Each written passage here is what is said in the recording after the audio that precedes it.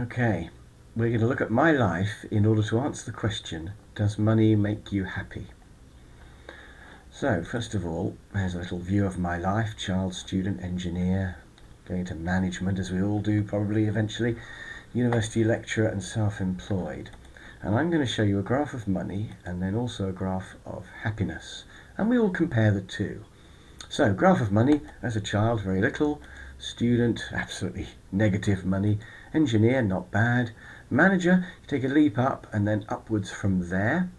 I actually then did something rather radical and chucked it all in to be a university lecturer. I halved my pay, less than an engineer, but I wanted to do something I enjoyed and believed in. And then self-employed, the money is pretty good.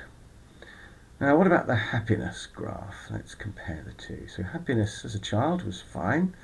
Student, absolutely brilliant.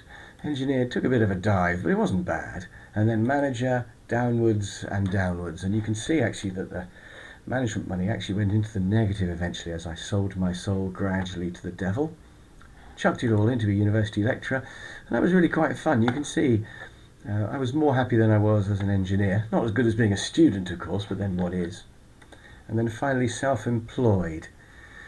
I really enjoy being a self-employed travelling trainer. Now, if you look at these, look at that. There's an absolute line of symmetry. When the money goes down, the happiness goes up, and when the money goes up, the happiness goes down. It's absolutely opposite. The only difference really is here.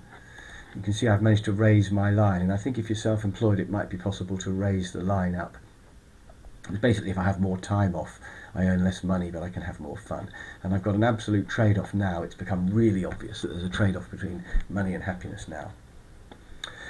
So what's the moral of all of this? And I think it's the fact that money doesn't make you happy, or rather, having more money does make you a little bit happier, but the price you have to pay to earn that money means that you end up overall with a lot less happiness as you earn more money.